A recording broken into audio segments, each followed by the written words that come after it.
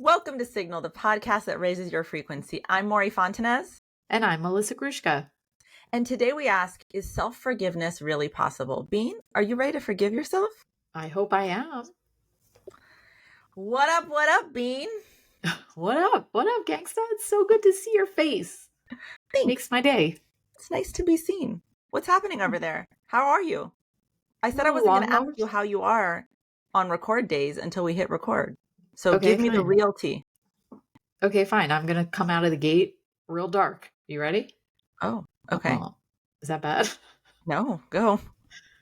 I was about to get in the shower and I got in the shower and then I noticed my phone was ringing and it was my daughter who texts me all the days from high school, but she was calling on the phone. So I got out of the shower wet to answer the phone because my first fucking thought, excuse my lang, was school shooting.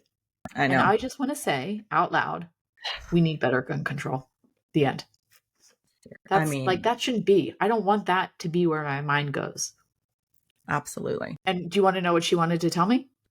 Something on Fridays, they have ice cream.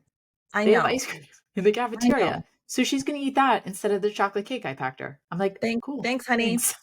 Thanks. I just lost 4 years of my life. All the time. She calls me in the middle of the day. And of course, I'm like, okay, this is it. This is where I've got to get ready, get in the car, go fucking save my daughter. And she's like, Mom, I just kind of say I'm going to go to Berries and Bowls today. And I was wondering if I can use the credit card. Can you text me that? I really like that you also have the same paranoia because it makes me feel like I'm not crazy, but also I don't like it because that's fucked up that's how we have to think. You're not crazy. Fuck this situation in this world we live in right now, in this country where, not fuck this country, but fuck the reality that we have some of the highest school shooting rates. I mean, it's just not, it's not acceptable for our children. We deserve better. Yes. Yeah. So that's how I'm doing. How are you doing? I'm good. Am I good? Let me don't ask me. I'm asking you. When I said you called and you said, "How are you, Bean?" Yeah. I'm good. Yeah. That feels good. TJ's out of town, and it is a little difficult when he's out of town, which is hard for me to say out loud as a former single mom who was really proud of how independent I was and how I had it all together. Yeah, but why can't it's hard when he's out of town? I gotta say, a lot. But going why can't that be a beautiful thing? Oh wow, he offers this level of support in our relationship. So when he's not here, it's harder. How great! It is a beautiful thing, and I miss him. But otherwise, I'm great. Oh, my Keon and I are going to go to Omakase tonight because it's his my very, very delayed birthday gift. Yummy! It's really amazing experience here where is only 10 seats at the sushi bar, and they bring you 9 different courses. And I just feel so grateful that my 15-year-old son is excited to go spend 2.5 hours dining with me like this. 100%. And that we're going to have quality time. So I'm excited for that. And quality food nonetheless. I mean, enhance the experience much? Totally. Fancy little boy. All right. Well, are you ready for hot or hype? Oh, I'm hot for it. Hot.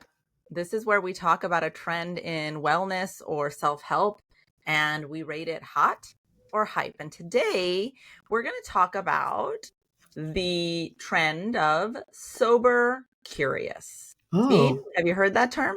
I sure have, and I am curious. About being sober curious? Yeah. Well, okay. So sober curious is basically just about choosing to question your relationship with alcohol and just starting to experiment with either reducing it or eliminating it. And actually it's, I think that the newest part of this, because there's been sobriety for so long and AA has been around forever, is that maybe this isn't so much about addiction, but it's a choice that comes from wanting to be just healthier or more mindful. And it's showing up everywhere right now. Do you have friends that are sober curious? I hate to admit it, but no. None. 0. You? I feel know who you hang around with. I'm not hanging around with the best crowds. California is a very surprisingly sober place. I mean, not very sober, but more sober than Maryland was. Not surprising at all. Well, because it's a wellness-minded Right. So you don't have sober curious people in your life. I do know that what you say to me often when I'm like, oh, I shouldn't drink right now when we're together is, Bean, Are you about to go sober? And it's said with a little bit of, there's an accusatory anxiety. All right. Well, I'll save my response to that comment for my response to Sober Curious. Okay. All right. So the case is for it. Obviously alcohol is known to have negative effects on people. So one of the first cases is just mental and physical health. People report better sleep, improved mood, sharper focus when they eliminate alcohol from their lives. The other really interesting thing, though, is the social shift. Younger generations are just drinking less, and they're preferring alternatives like mocktails or adaptogen drinks or cannabis. And I do think that there is something to the rise of the legality of cannabis and the ability to put alcohol aside. But I thought it was interesting. Only 54% of US adults today say they consume alcohol as of 2025, which is a noticeable decline from 70% in past decades. Wow. Nearly 40% of US respondents in a survey about Sober Curious said they closely or occasionally follow a Sober Curious lifestyle. 40%. That's a lot Wow. of people, right? Wow. So Yeah, a lot. it is a growing trend. And then the cultural acceptance for it has, I think, facilitated it. Bars and restaurants now have non-alcoholic menus. I've noticed that everywhere I go, there's always a You're right. mocktail list that didn't used to Even exist here. 15 years ago. And then you see a booming industry of non-alcoholic brands like Seedlip. Athletic Brewing is one that TJ drinks a lot. And it's really linked to, what we talk about here a lot, which is self-help, mindfulness, self-trust, intentional living. And it's seen as facilitating that. So that is the case for it. I'm going to give you the criticism and the pushback, and you're going to tell me hot or hype. Okay. First thing is just the privilege factor. Not everyone can afford a $12 non-alcoholic boutique adaptogen drink. Fine. Those people can drink Coca-Cola like my brother loves to do. The terminology, people who are addiction recovery advocates say that Sober Curious waters down the seriousness of sobriety and recovery. It's like some people are fighting for their lives and have chosen sobriety to survive, and that Sober Curious sort of feels like a privileged words, little flirtation with something that is so serious to so many people. The social pressure of it, virtue signaling is a big part of our society, meaning I'm a vegan, so somehow that makes me better than you because I'm not killing or eating animals. The same feeling is attributed to people who talk about being sober curious. I'm healthier than you because I don't drink, or I was able to do this and you weren't. And then, critics are questioning, is this a temporary trend? Is this just a wellness fad? Instead of being an actual sustainable change that people are making to move away from something that's bad for them. So listen, the movement is creating space for more choices, but is it adding a new kind of pressure? I don't know. Being sober curious, hot or hype? Per usual, my answer is not going to be simple. I think even as I'm getting older, I'm realizing the truly negative impact that alcohol is having on my body. And drinking multiple days in a row in your 40s is not like drinking multiple days in a row in your 20s, which just makes it that more obvious to me of how detrimental alcohol can be. However, my issue with Sober Curious is simply the name.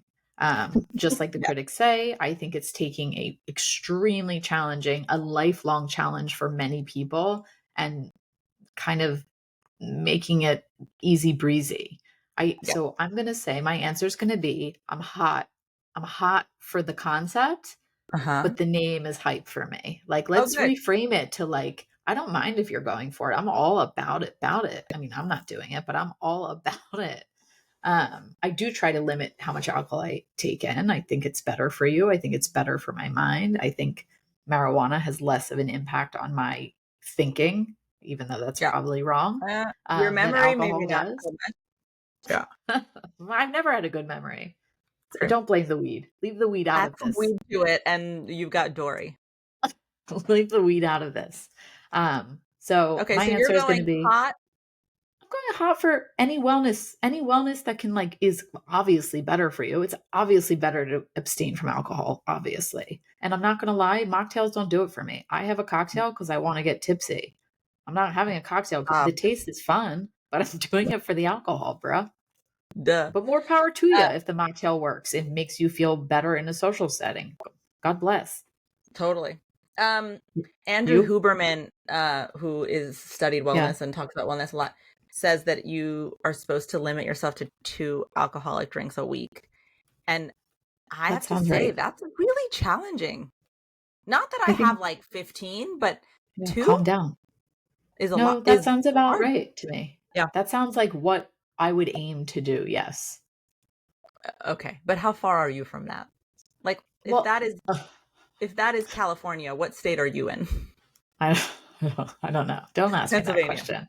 I'm Pennsylvania. in, I'm straight up in PA. I did back off. Actually, I will say, as my marijuana usage increased, my alcohol usage decreased. That's why I think that they're very linked to the fact Yeah. that marijuana usage is legal. So I'm going to go hot because I do Ooh. think that it's helping people to feel better. I do Yeah. think that it Great. also even is something that can, you know what I think? I think that sobriety and AA may have Yes. had a um, uh, heaviness factor or reputation to it that Right. people wanted to not see themselves as associated to. I'm Okay. not an addict. I don't want to see myself that way, right? But like if something like this is a trend, then maybe there's an easier runway for you if you're worried that you're addicted to try putting it aside without having to label yourself as an alcoholic. So I am going to go hot, hot, hot. And if Wow. companies are making money off of it, welcome to capitalism. That's hot too. I don't think that Oh, that's, ouch. Oof. All right. what? I mean, that's the I don't know. world we live in. That was a depressing ending to your like, yeah, if you want to take a stab at being healthier, No, great. And because fuck the criticism is capitalism. that it's like a marketing scheme for non-alcoholic companies to make money. And I'm like, fine, people make money off of far worse things. Make Agreed. I money don't off care of about something that. that helps people be healthy. So I think we're going double hot. She's got a little bit of hype in there about the term, A but little we got a hit. Can we double just hot change finally. it to like wellness curious or something? Like, come on. Leave the Okay. okay. Start the trend, Bean. Follow Melissa on Instagram, No, hashtag don't follow me. wellness Don't curious. follow me for your wellness curious tips, please. All right. Well, speaking of, I Wellness. don't know how to make this transition. Wellness. Mental Wellness, wellness. Yeah. mental wellness. Yep. Today, our main topic is self forgiveness. I called Bean this week and I said, Bean, I want to talk about self forgiveness. I think because I was in quite a reflective place over the last few days about Oh, myself and about ways that I may or may not have shown up for other people, which I'll talk about later. And then I wondered, okay, well, if I'm in this place, I wonder how many people really struggle with genuinely forgiving themselves. yeah. And I think that what's most important is that we really explore the hidden weight of self blame. Because if you flip the coin, the opposite of self forgiveness is living in a place of self blame. What does it look like when somebody is living in self blame? I think more of us live in self blame than we even know, but I would say it is the simple um, habit of always thinking this is happening because it's my fault. I did something to cause this person to not text Right. me back. Or I did something to cause this person to just be in a mood when I walk in a room and I can feel that they're not happy. You and I were just on a Zoom with a bunch of people. And we were saying like one person's energy was really low. I think that when you're in this habit of self blame, it would be easy, to come out of that call and be like, they weren't excited to be there because of me or that I've done something wrong Right. here.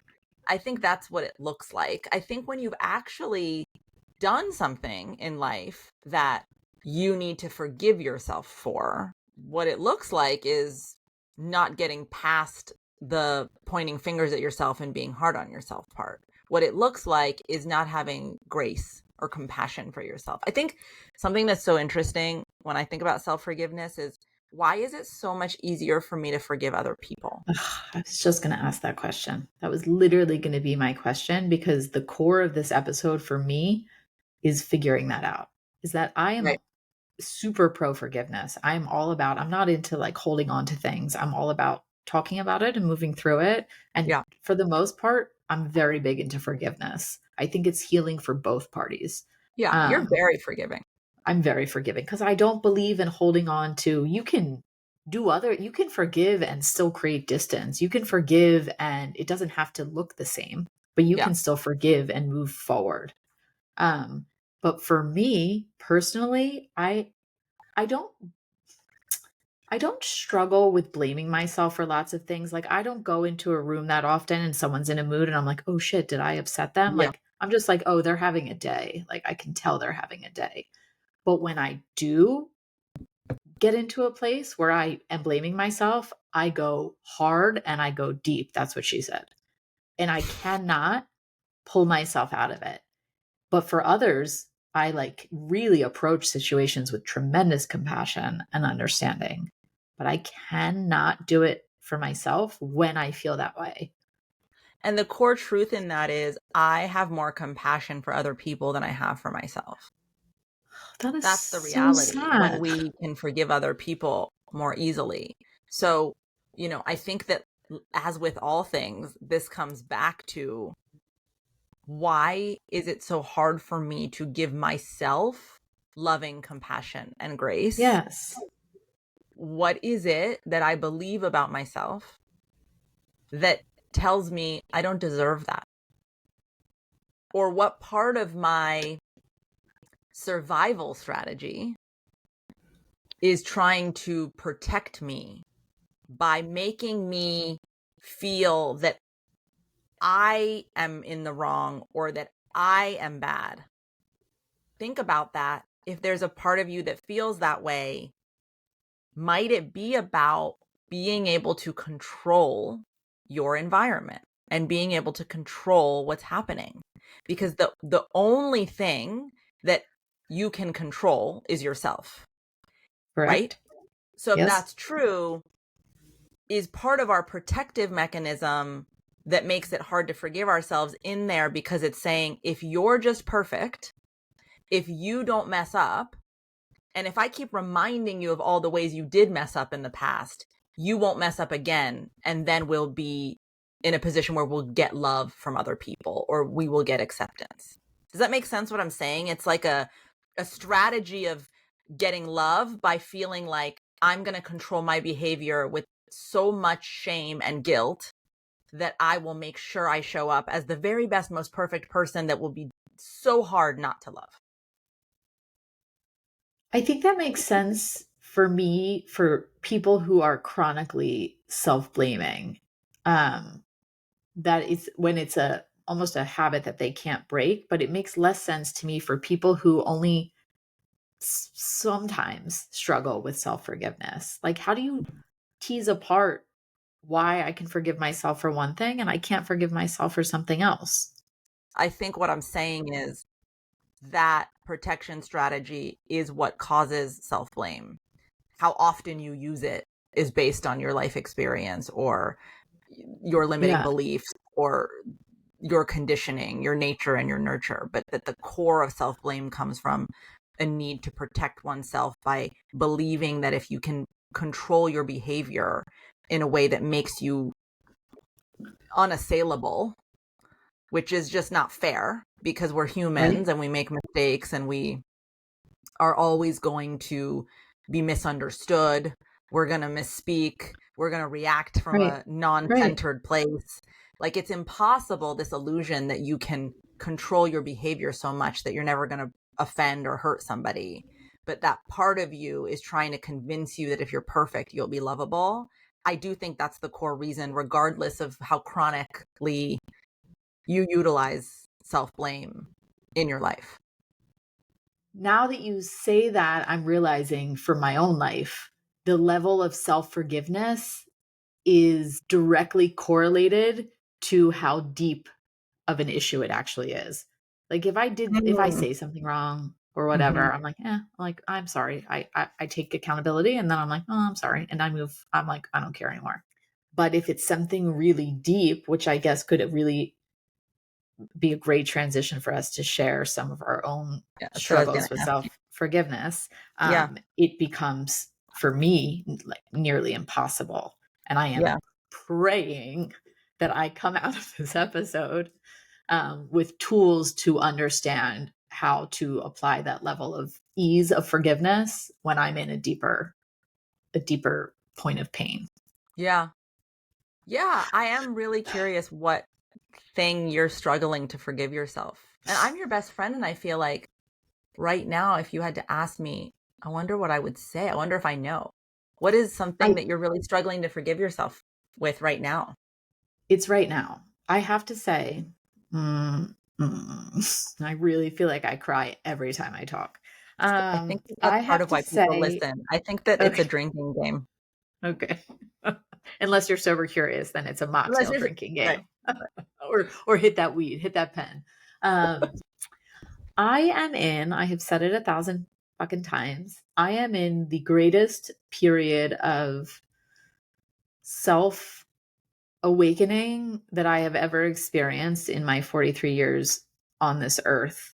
And I have awakened to things that are beautiful and powerful.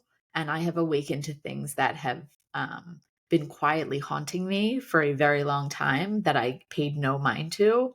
And it's one of those things that once you open it and you look at it, there's no unseeing it. I can't even like attempt to shove anything that I have become aware of away. And it actually spreads across a lot of area. It actually honestly spreads across like every single area of my life. Mhm. And normally, in a lot of ways for myself, I am very compassionate and I do love myself and I am a confident person. But the unboxing of all of this, I think it's just been so potent and powerful that understanding my role and understanding how a lot of these discoveries have filtered throughout so many areas of my life Mm, have resulted in a lot of self blame. mhm, Like feeling like if I had either become aware earlier, or if I hadn't been so naive to certain things earlier, or if I hadn't claimed that they weren't as significant as they were, which was just a coping mechanism, I wouldn't be mm, struggling in the way that I am now. I would have had a longer runway to do like one smaller example is like career. Like I was like, no, I don't, that's fine. I don't need it. And then suddenly I woke up and I was 41 at the time and was like, shit, I don't have any skills to offer this world. And then I mm, started in on this, like, why didn't you do it? Why weren't you paying attention to this instead of being like, mm, you made an active choice to be home with your children and that was really what you wanted to do? I am like, I cannot stop like belittling myself and thinking, how could you have, why didn't you do this differently? Not even how could you have, like, why didn't you have the wherewithal to do all of these things differently? mm, Or why didn't you have the wherewithal to realize how certain things were affecting your life earlier? And then you could have operated from like a totally different mindset. mm. And I have no one to blame but myself. You're Nobody. naming something so important. You're naming something so, I think, relatable to so many people, which is when you experience enlightenment. And by enlightenment, I just mean a new level of awareness about your needs, about your desires, about your boundaries or lack thereof. When you experience that enlightenment, it's so easy to use that enlightenment as a stick to Yeah. beat up your Yeah. past self with. Yeah. I'm sorry that I'm going to bring it back to football while you're crying, but maybe Oh this my will make you God. feel It better. makes me want to not be friends with you when you do that. And now you're doing it while I'm crying. That's Right. harsh. That's extra But I, harsh. but I apologize, and I hope that you Okay, can fine. forgive me. I forgive you. And you should But I forgive don't, yourself. if you've heard this term Monday morning quarterback, it just I comes don't. from this idea that, games are played on Sunday. I'm just going to explain it to you, and it's going to Okay. make sense. Just I was take like, a I deep don't know breath. what that means. I'm Okay. not going to talk about the Ravens or anything. Um, it just means, the game is on Sunday. You did on Sunday what you could have done with the information in front of you on Sunday. Right. Then a whole bunch of experiences happened during the game and you learned a lot about the game and yourself. It's so easy on Monday to call a different play and say, I should have passed it instead of, throwing it. My point is this Your point notion that, is a non-athletic version of hindsight is 2020. I'll just say thank that. you. You're Right. welcome. Just Right. leave the football out of it. My point is that I think that it's really important that we understand that we do this to ourselves as we grow, is that we use our more expanded consciousness as a weapon against our less expanded consciousness. And Yeah. I think that part of compassion, like when I'm listening to you, and by the way, I'm trying to do two things at once, which is, Not okay, be my best this friend. compassion that this compassion I feel towards Bean right now is what I want to say is like, how dare you be so mean to the version of my best friend who was doing the best she could do with the information she had in front of her in the moment? Because now you have more information. That's so unfair. So I'm navigating that while being aware, oh, but you do that to yourself. So like how easy it is for me to see you feel this way and have this welling up of compassion that's like, no, hell no, that's not fair. But then it's so hard when I'm being hard on myself to do that same kind of advocacy that says like, whoa, don't blame 32-year-old Maury. 32-year-old Maury had a whole different set of data in front of her than 45-year-old Maury does. And it's just so deeply unfair that we do that. And honestly, it's even like that's true too. But even yesterday's Maury has such a different set of data in front of her than today's Maury does. It's like every day we're being fed these pieces of information that inform our mentality. Yeah. I think that's the reframe for you though. And I think for anyone that relates to this wishing that you had done better when you didn't have the information you have today is just to remember I did what I could with the tools I had in front of me. There is no way I would have had a different consciousness without the experiences that led me to this expanded consciousness. So it's just really unfair. I do think the thing I'm struggling with right now came about because of a very specific incident that happened. I found out over the weekend that a colleague of mine that I hired when I was at the agency, who I adored and we just had a deep connection with, is at the end of their battle with cancer. I found out because another colleague who understood the way I felt about this person reached out and was like, I just want to make sure you know this.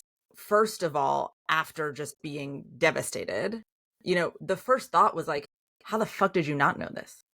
Right. What happened to this connection that you valued so much?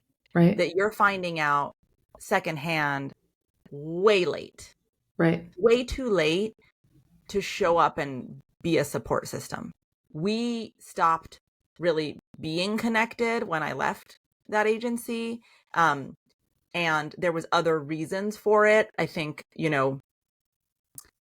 yeah, I won't get into it, but we didn't stay in connection. And I think the thing I'm having a hard time forgiving myself for is, why would you give up on people so easily? What is it about you that allows you to move on from the people that you feel so connected to so easily?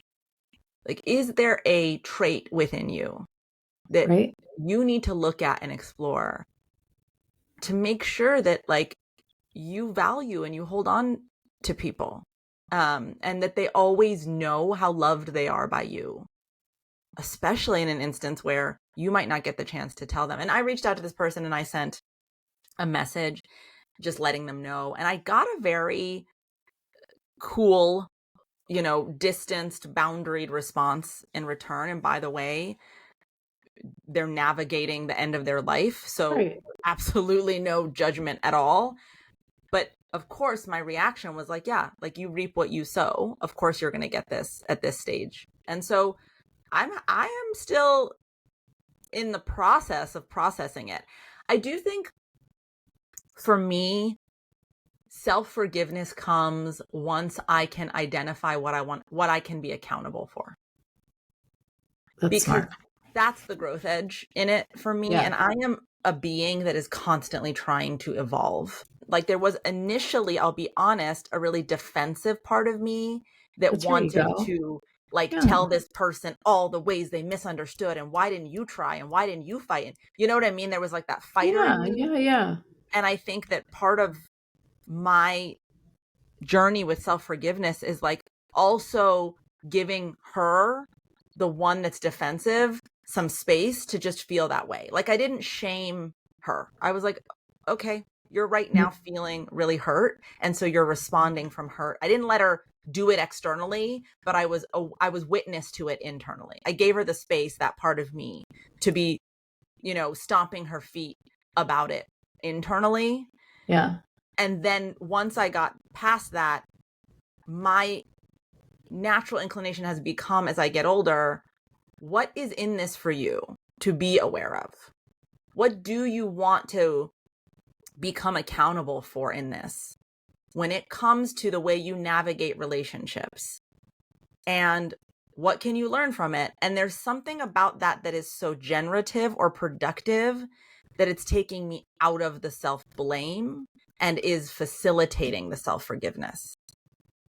I think that was the unlock. I think you just gave it out.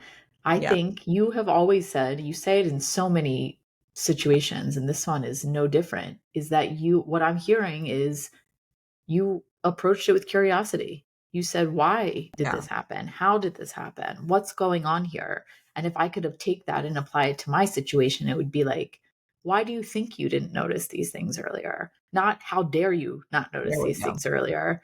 Like what was happening in your world, or what was happening with these other folks, or whatever it is that allowed you to not be awake to it, Right. rather than like, how dare you not be awake to it? Why weren't you awake? And once maybe I can understand that process a little bit more, it will be easier to have compassion and softness for myself. And you as Yeah. well, I think it already worked for you. You said, okay, what's going on here with me? Like, Yeah. why is this happening? Why am I feeling this way? How did this situation get to this place, in a very non-judgmental way? And in along that journey, you were able to kind of like move through the situation rather than blame yourself. Yeah. Bravo, And Maury. self-blame Bravo. makes it almost impossible to approach yourself with that kind of curiosity. Because when you're in that, it's a very violent internal experience, right? It's a very negative Violent. experience. You're bad. Yes. You're a mistake. Not I made a mistake. I am the mistake. Right. That is really violent to your internal system, to all of those young parts of you.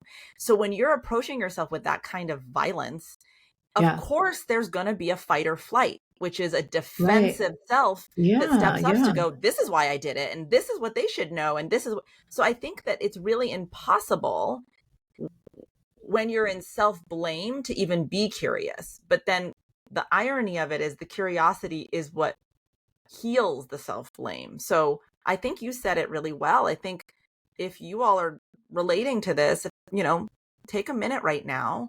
What's something in your life you need to forgive yourself for? And then can you Yeah. commit to maybe the next few days just starting to be curious? Well, why did I do that? Or why didn't I do it? And what about myself is shifting, or do I want to change so that I can show up better for other people and myself? Try that curiosity, because I think what we're saying is curiosity leads to self-compassion.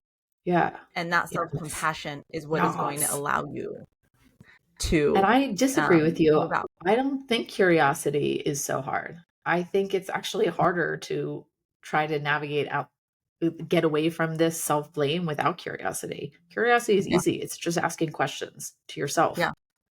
And then you Okay. can take it for what it is after that. But you just ask some questions like, oh, why didn't I Yeah. think earlier? Like, oh, I should probably keep my foot in the fucking door.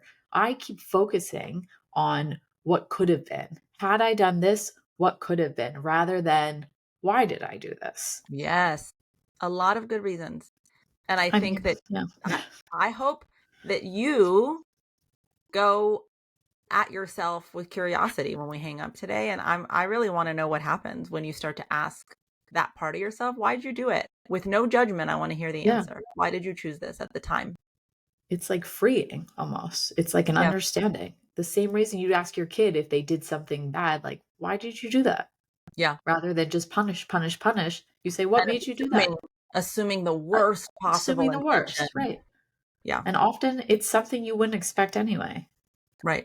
And then it's easier to forgive your child. Exactly. I mean, that's another quick reframe before we end this topic is, think Yeah. about a child, someone that you feel is vulnerable or that you really care about. How would you talk to them if they were in that same experience? And then just try talking to yourself that way. Just try it and see if there's anything that Try it. softens inside you. Just try it. I love it.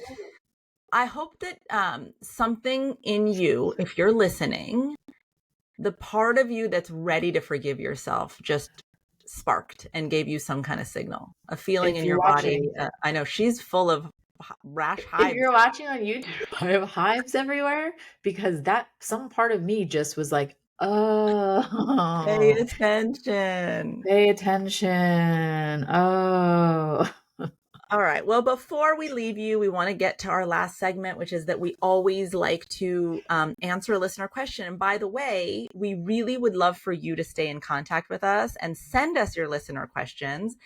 You can email us at MoryandMelissa@gmail.com. We'll link that in the show notes, but please send us an email, even if you just want to say hi. But if you have a yeah, question you want the Beans to answer, we are here for you. Today's question is this, and Bean, sorry to yeah. say, this is not an easy one. All right. But we I can got this. handle it. As a mom of 3 tween and teenage boys, how do I talk to them about the divisiveness they're seeing play out everywhere, but especially on social Oh, media? Jesus. I'm worried they are starting to feel like they have to choose sides. Woof. My friend, Deep. we're right here in this bus with you. I don't know who's driving the bus, but we're gonna attempt Neither. to guide it for now. Bean, what are your thoughts? My first thought goes to, and I don't know if this is truly answering it, but it's just something to think about, is that I was put off by the idea of choosing sides. And I feel like I would tell them rather than choosing sides to listen to themselves, which will probably get you closer to your side and to truly listen to what they feel is right. I mean, I work for an intuitive guide, so I definitely encourage my children to listen to their intuition a lot, but to really make sure that they're coming from a place that feels really aligned with who they are and not aligned with who I am. I am very vocal about my political stance in my home, which I probably should pull back on. But I do encourage them to think like, how does this make you feel for a second? Yeah. How is this settling in your body? What did that when you first heard that? What was your reaction? And encourage them to go to their side, not choosing a side, going Yeah. to where they Go to feel your whole. side. Oh, I love Yeah, that. choose your own side. You? I think it's I'm so happy you said this because this is how we teach self-trust Right. is by teaching our children, just stop, Yeah. just take a minute. What do you feel in your body? What do you feel in your emotions? What do you know? What do you sense? That's so brilliant. I would just add, it's real. It is very much going to be a part of our new norm. We're seeing obviously a huge rise in political violence as a result of this Yeah. divisiveness. We have a president who plays on divisiveness. I Yeah. want us all to remember our kids are growing up in a very different time than we did. Politics looked different, even if it didn't serve all the people, which it didn't. There was a decorum, there was a respect amongst people that has just gone out the window. So they're watching Yep. adults behave in this really horrendous I way agree. of blaming one another and pointing out differences rather than pointing out commonalities. So my work has really been in that, is to remind them of where we're the same and remind them of Oh, that's where to cool. look for humanity in other people. And I do think that sports is an example of where lots of people come together, It's true. regardless of their views, from a same place of passion or excitement. So, Yeah. hobbies, sports, comedy, there are unifying things out there. And I think the more we can ourselves show our kids that we are finding commonality, that we are looking for humanity, that we are wishing the best. I say this a lot lately. but beginning to lack empathy is not going to heal a world that is lacking empathy. It's true. So the more that we can teach them empathy, even if they disagree, I think the less divided they can feel, because to Melissa's point, they can go back to a self that is whole, and that we're not asking them to shove aside a part of their humanity or their heart or their empathy to stay righteous on something, but that we're letting them integrate, the realist part of them, which is love. And I think we just have to keep reminding them of that. And also limit their social media, man. We have all kinds of tools. My kids' Instagram time gets cut off after an hour. They just don't need to be scrolling forever. There's just too much on there, and that algorithm plays on rage and divisiveness. Yeah. So let's get them off. I'm not saying altogether, but just limit their access. Smart. I hope that was helpful. We love all of you for listening. And if you love us back, please share this episode and this podcast with the people in your life that you think would benefit from it. And also leave us a review. That really helps the podcast get in front of way more people. And it helps us to keep making it. So thank you for listening, Bean, as always. It's been a delight. I love you. And we'll see you all in 2 weeks with a new episode of Signal. See you then. Bye. Bye.